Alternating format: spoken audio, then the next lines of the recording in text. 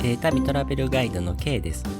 このチャンネルでは夫婦で訪れた旅先の景色や役立つ情報をお届けしています。今回は世界遺産フエの建造物群を観光してきました。料金、行き方、おすすめスポットまで実際の様子を詳しく紹介します。チャンネル登録して一緒に旅を体験してください。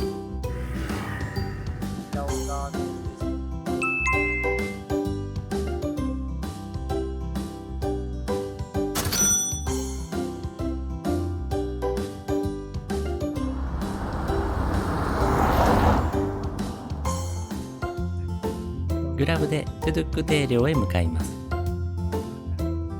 フエ王宮からは車で約10分でした。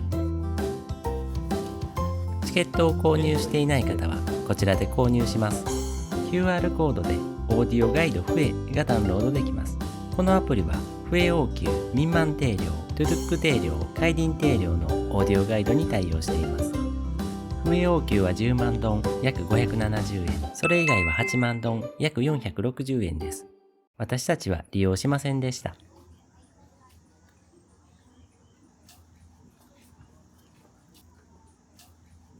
私たちはフエ王宮と堤陵2カ所の入場券を事前購入していました。QR コードをスマホでかざして入場できました。トゥドゥック堤陵は離宮としてトゥドゥック帝自らが深く設計に関与し、在位35年のうち15、6年ほど休息と娯楽の場として実際に使用されたそうです。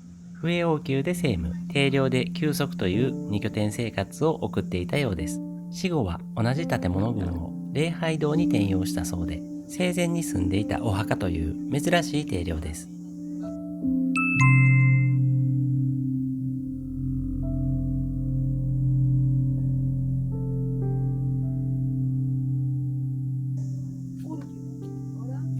四間堂は蓮池左側に位置する静かな建物群。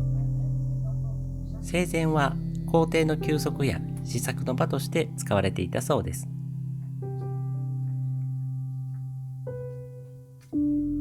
その後、皇帝の妻たちを祀る場となったそうで、祭壇やお供え物が並んでいます。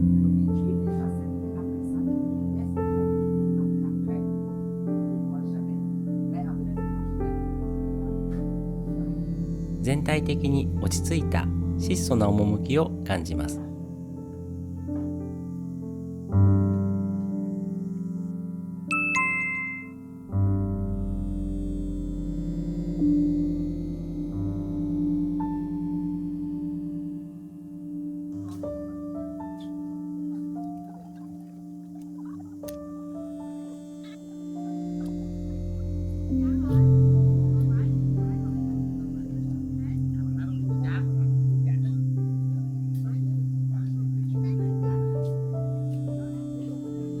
研究門は生前、皇帝の離宮区域の玄関口として機能していたそうです。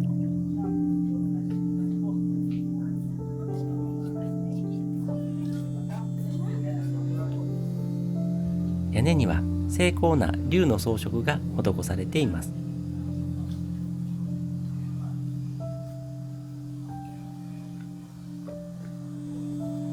研究門から見る蓮池川の風景はとても素晴らしいです。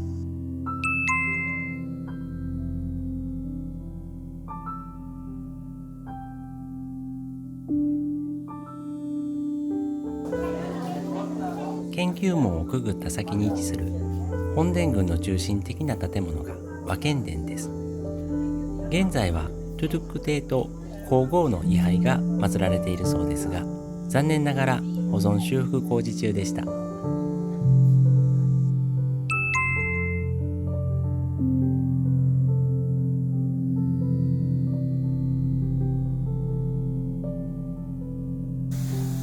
本殿群の一角にある建物が明賢堂です。ベトナムで2番目に古い劇場だそうです。天井には星空や太陽をイメージした絵画が描かれているそうですが、こちらも残念ながら保存修復工事中でした。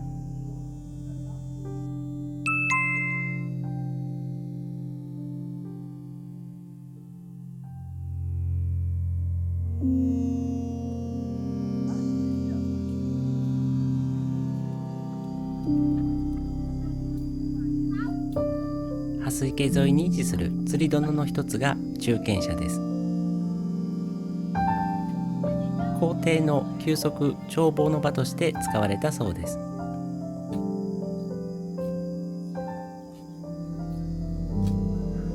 こちらは靴を脱いで中に入ることができます。多くの観光客の方で賑わってました。蓮池が一望でき、心が休まる景色です。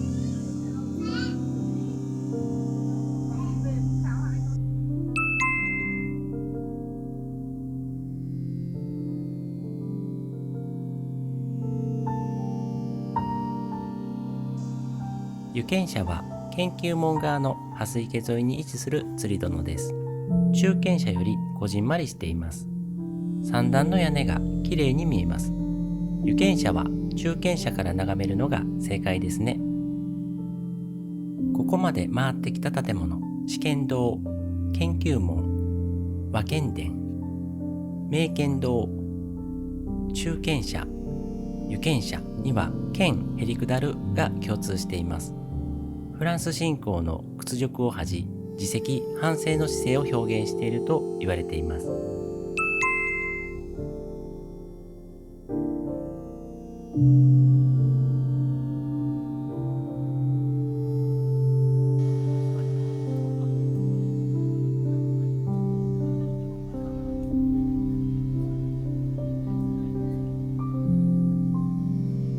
上に見えてますね。両部エリア入り口に位置する石造りの建物が碑庭です。重さ20トンと言われる巨大な石には5000文字にわたって碑文が書かれています。本来碑文は次の皇帝が前皇帝の功績を称えて書くものですが、トゥドゥック帝は自らの功罪を自らが書いたそうです。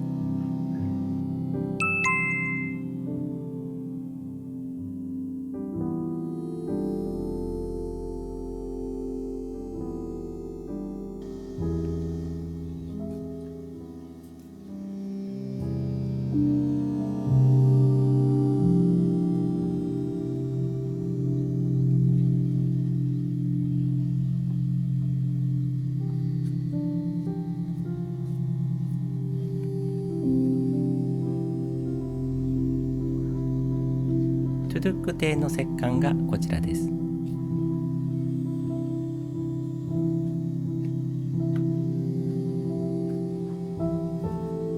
ただし遺体は秘密裏に埋葬され、実際ここにはないそうです。他の帝廟も同じで、現在でも遺体の場所はわからないとのことです。海林帝陵のみ遺体が埋葬されている場所が公開されています。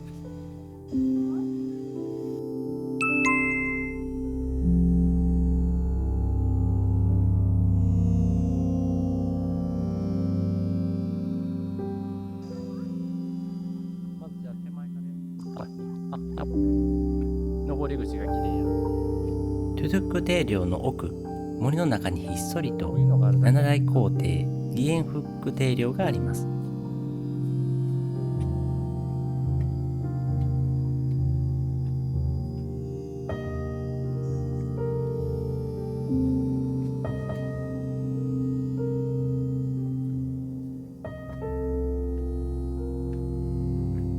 ギエンフック帝はトゥドゥック帝の養子、在位わずか8ヶ月、14歳の若さで亡くなったそうです。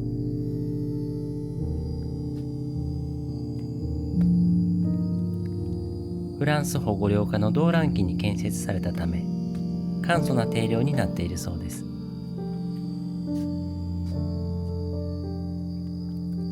いう意味でちっちゃいな、最近。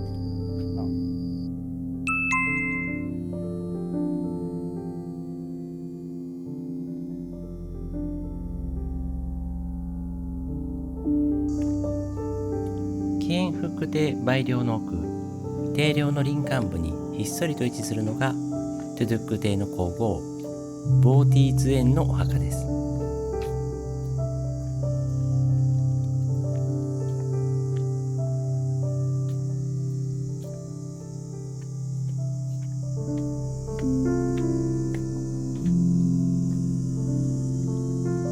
クテイ領の観光時間は約1時間でした。ここでベトナムトイレ事情。否定の手前を左に進むとトイレがあります。よくある感じの公衆トイレです。紙は流せないタイプなのでご注意ください。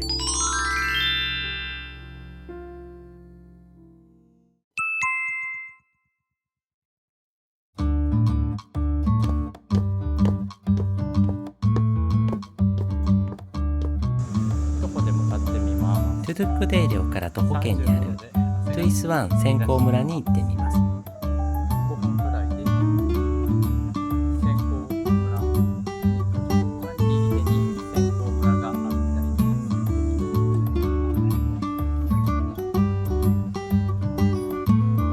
です。伝統的な線香生産の職人村だそうです。もともとは赤、茶色のみだったものが観光需要で紫、青、ピンクなど多色化したそうです。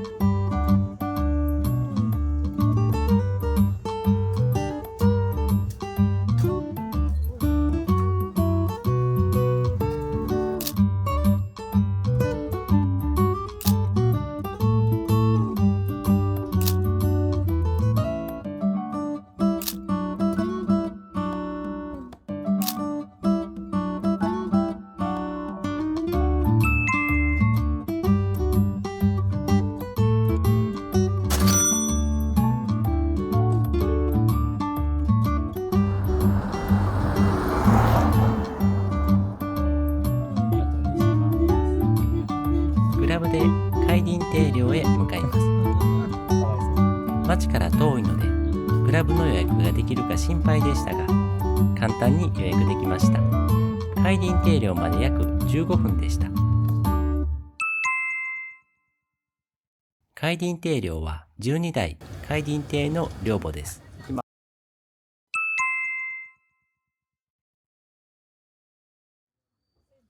テイ領の入り口の門が疑問です。中央の門は皇帝専用、左右の門は文官用と武官用だったそうです。手すりには竜の彫刻が施されています。柵はフランス植民地時代の影響か西洋風です。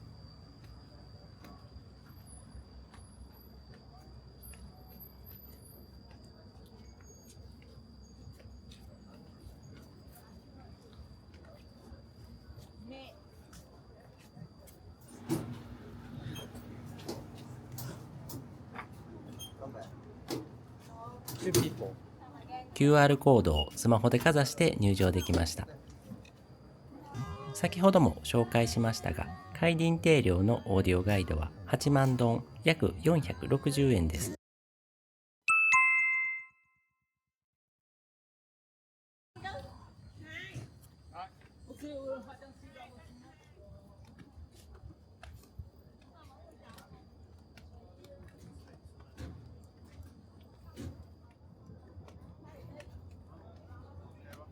石段を登った場所にある八角形の塔が否定です。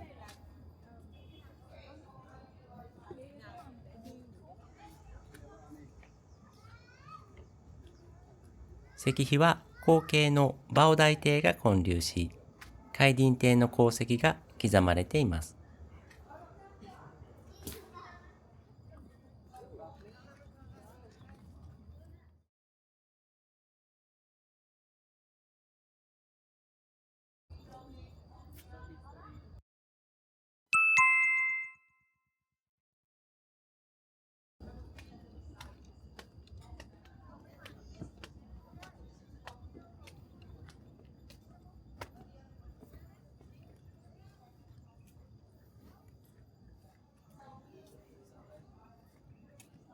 帝陵の最上部に位置するのが慶聖殿です。当時はフランスの統治下で、海林帝はフランスの美術文化に魅せられ、積極的にフランス文化を建築物に取り入れたそうです。外観は落ち着いた色ですが、その装飾は見応えがあります。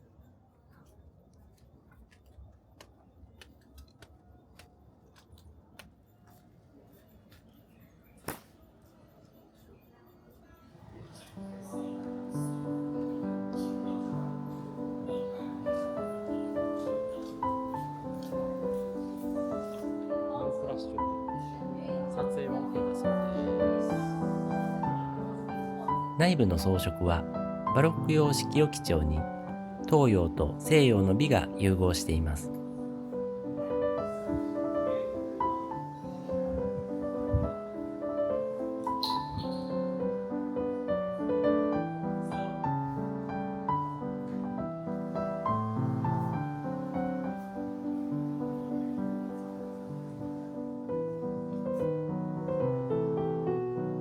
壁面と床は陶器やガラス片を砕いたモザイクで覆われています。中央に海隣亭の等身大の銅像があります。その下の祭壇内部の棺に遺体が安置されているそうです。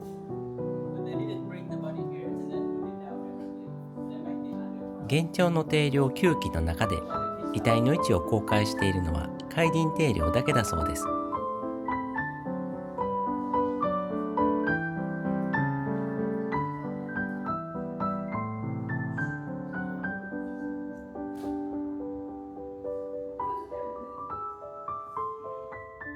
帰り道では緑豊かな景色を一望できます。定量は風水に基づいた設計で、右の山並みを白虎、左を清流に見立て、定量を守る配置になっているそうです。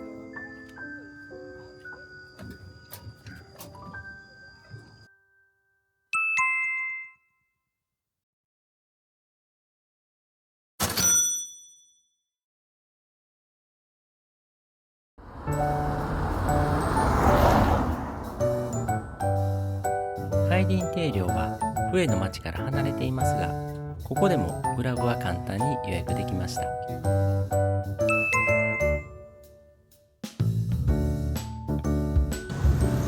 今回宿泊したメディアビンパールフエは、同じ建物にビンコムプラザというショッピングモールがあります。ビンコムプラザについてはホテル紹介動画で詳しく紹介します。2階のスーパーウィンマートは食料品や日用品のほか、お土産物も販売しています。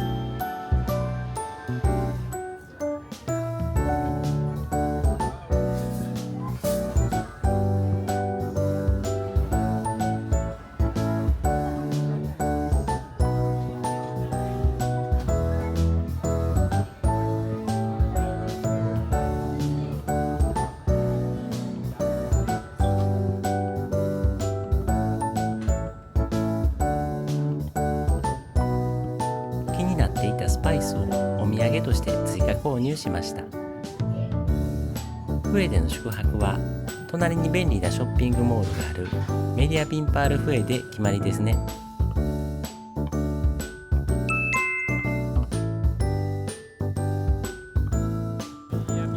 最後に現金が足りなくなったので、ホテルの向かいの BIDV 銀行で両替しました。ホテルでは残念ながら円からベトナムドンへの両替ができませんでした。17時閉店のようで直前に入店しましたが、無事に両替できました。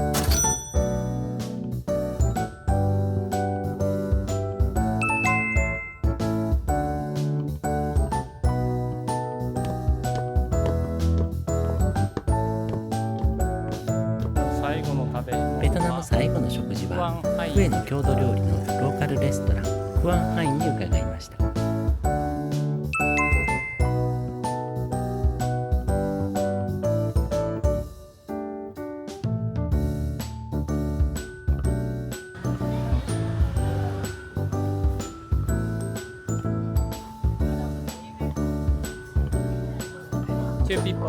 残念ながらクーラーはありませんでした。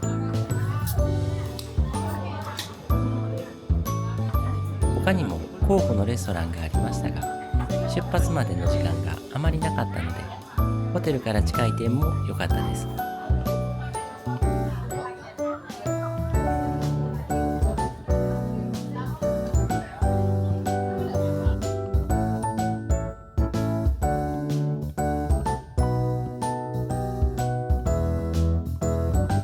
フエ名物を美味しくリーズナブルに楽しめます。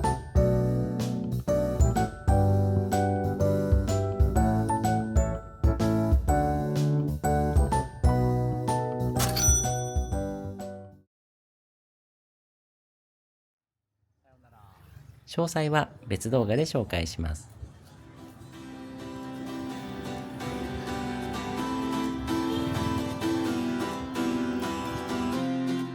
世界遺産フエの建造物群はいかがでしたか？この動画が皆さんのベトナム旅行計画に役立てば嬉しいです。ダナン関空直行便、フエの絶品グルメ、5つ星ホテルメディアビンパールフエ、ベトナムの魅力をこれからも少しずつ紹介していきます。最後までご視聴いただきありがとうございました。チャンネル登録していただけると嬉しいです。